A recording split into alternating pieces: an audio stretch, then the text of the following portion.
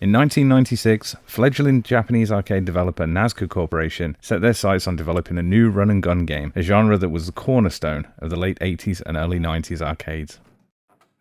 The game that Nazca developed was Metal Slug for the Neo Geo MVS, and little did they know the impact it would have on the scene or the legacy it would create. Over the next 12 years, Metal Slug received 6 sequels along with a handful of remakes and spin-offs in both the arcades and on home consoles, with Metal Slug 6 being released in 2006 for Sega Sammy's Atomiswave. While the Atomiswave was essentially Dreamcast hardware repurposed for arcade use, the early demise of the console meant that the game would never see an official Dreamcast home release. In fact, the Dreamcast and the GameCube were the only home consoles of the 6th generation to never see an official Metal Slug release.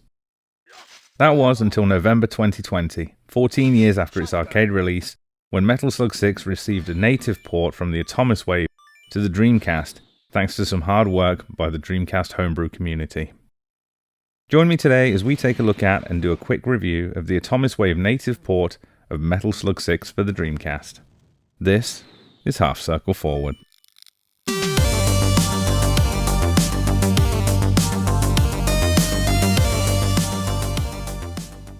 Developed by SNK and releasing exclusively to the Japanese arcade market on Sega Sammy's Atomiswave arcade hardware in 2006, Metal Slug 6's story picks up 1 month after the events of Metal Slug 3.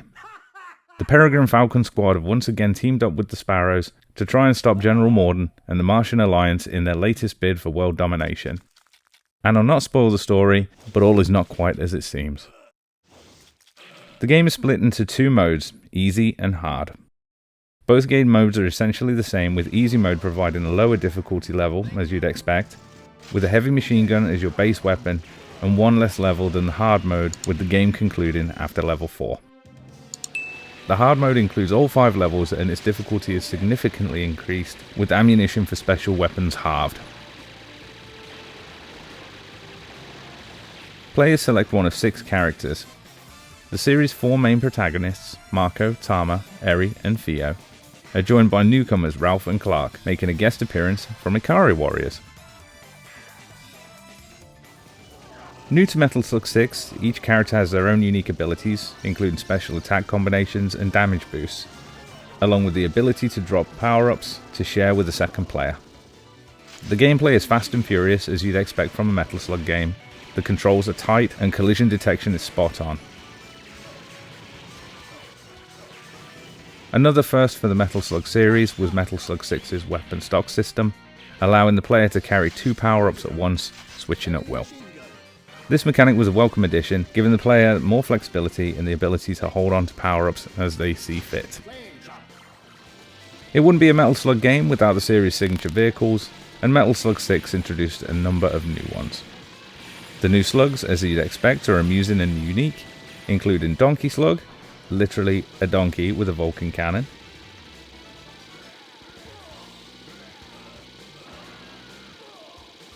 and Slug Digger, a Mr. Driller-esque slug loaded with Vulcan cannons and a 4-way drill head.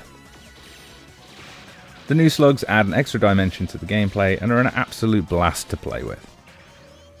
Each of the 5 levels are well designed and varied, offering up their own challenges and layouts, wrapping up with truly outrageous end of level bosses.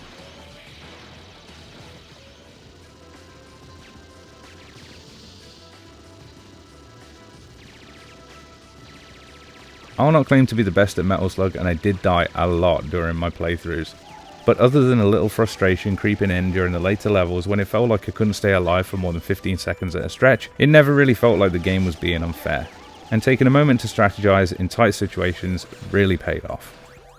Honestly though, it's to be expected. This is an arcade game and it is programmed to take your money, so to that end, it's doing an excellent job. Graphically, Metal Slug 6 looks gorgeous. Beautiful sprite work in both the characters, enemies and levels look clean and fresh even today. The effort the development team put into giving each character, boss and environment its own personality is truly impressive. Along with the game's impressive graphics is a top-notch soundtrack, building on the atmosphere and drawing you more into the game. It's absolutely stunning.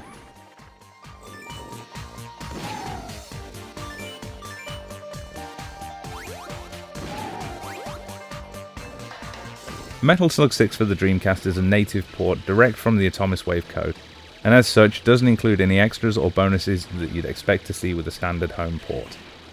The game's 5 levels provide plenty of value gameplay-wise, with a single playthrough coming in at just under an hour, and as you'd expect from the Metal Slug series, there's plenty of replayability.